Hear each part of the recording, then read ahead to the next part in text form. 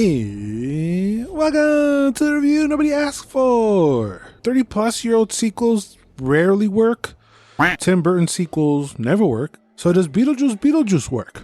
3 generations of Deetz families return home to Winter River after an unexpected family tragedy. Still haunted by Beetlejuice, Lydia's life soon gets turned upside down when her rebellious teenage daughter discovers a mysterious portal to the afterlife. Jenna Ortega fits like a glove into this series. She's great. Winona was good as well. That's cool that they maintained the core people. Mm-hmm. Yeah, I like that they didn't go to the Wednesday Addams type deal. That she's like just a normal tree-hugging lady. That's about it. I felt Beetlejuice was less pervy. I feel like le bajaron the huevos machine. Because in the OG, I forgot or I didn't realize how pervy he actually was. He was a sleazebag. Yeah.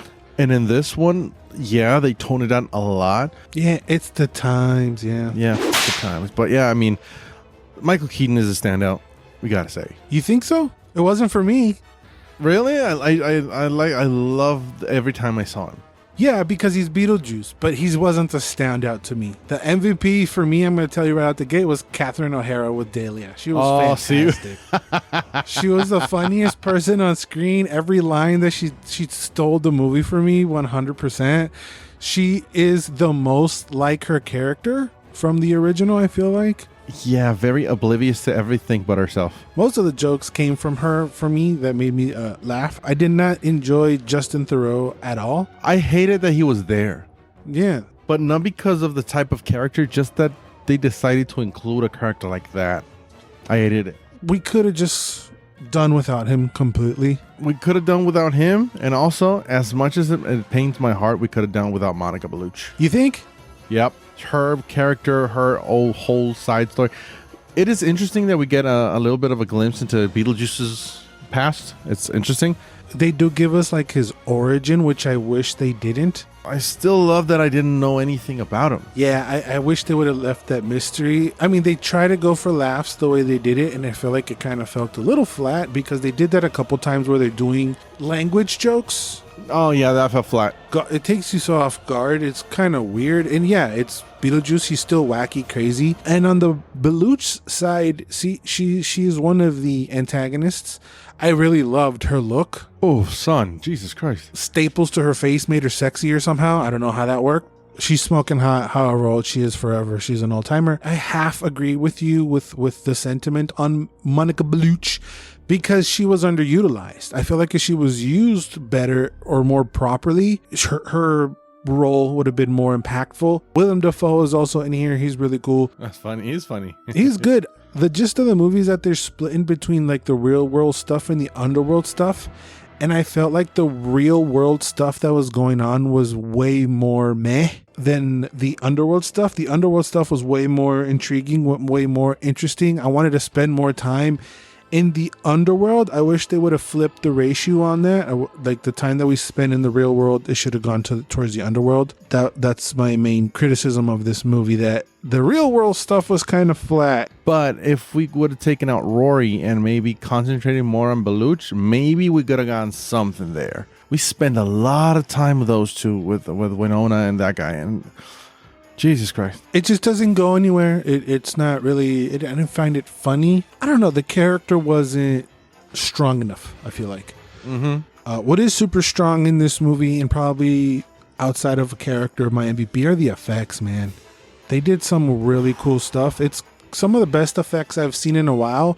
Not, how do I say, like quality wise, I guess. It's just how they use the prosthetics and the creativity behind the effects is really, really what I liked. I think they went really practical this movie, which I enjoy. I think it's practical. Everything looked practical, which made it look better.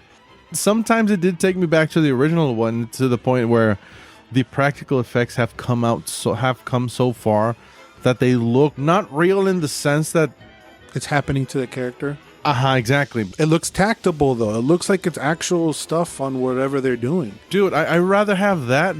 Did you notice that the Defoe's coffee was CGI? No. Yeah, when the last time he gets handed a cup of coffee and the coffee looks so fake, I said, Whoa. I didn't notice because I'm looking at Defoe. His prosthetics and his makeup, his brain is hanging out. I loved it. Everything else around Defoe is also drawing your eyes. Like the sets are crazy. You know, there's so much Tim Burtonism everywhere. It felt like real sets. There didn't seem like there was a whole lot of CGI, and when there was, it was to make it look like it was stop motion, like with the sandworm thingy. Oh yeah, that was good. That looked cool, but they made it look like the original, which I really enjoyed that. Unfortunately, I do feel that the story part of the movie is the weakest. Mm-hmm. It just, again, because we spend so much time on the outside, it takes a while to get going. Well, that's because we got a lot of stories. We got the wedding, we got the boyfriend, we got the Beetlejuice, we got Beluch, we got Catherine O'Hara and her all her brilliantness. We got a lot of stuff going on.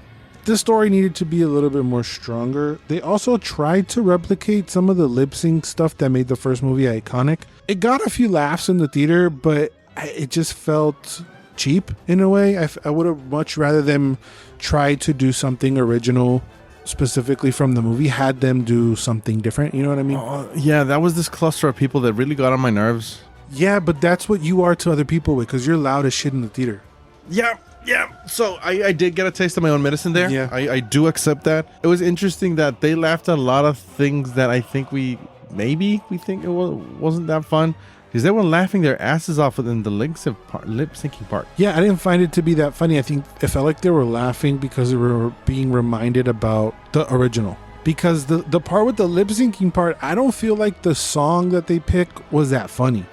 Oh no, Deo is kind of funny. You know what I'm saying? Oh yeah, of course, because it's like a juxtaposition between the lightheartedness of the song, with the horror of the movie or the horror of what's happening and who's performing it. You don't feel like that Deo is something that these people are going to perform or is a song that they would sing, you know? And then it feels like they eventually get into it.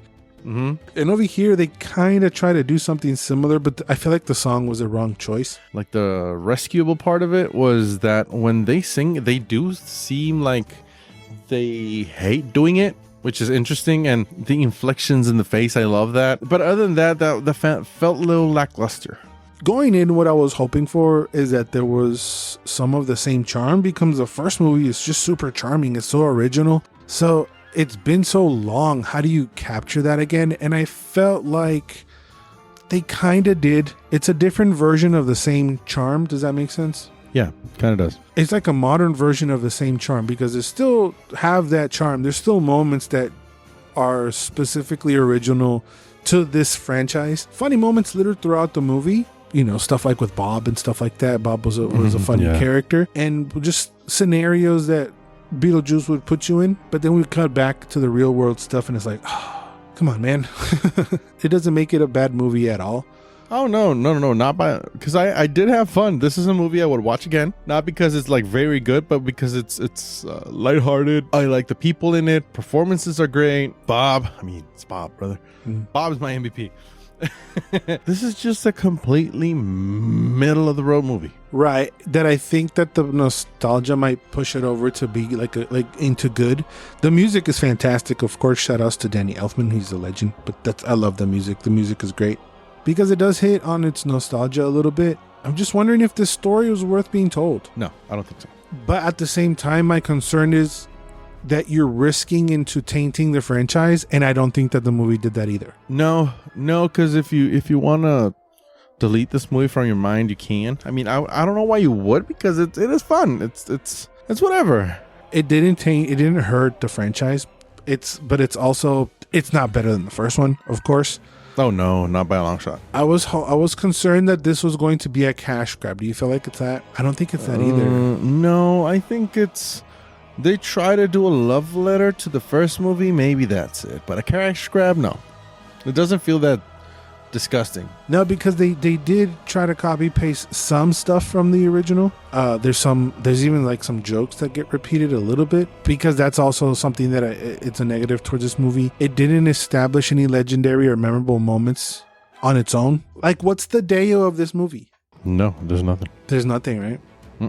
I mean, other than the underworld itself, I really, really enjoyed the underworld. I wish we could have spent more time under there.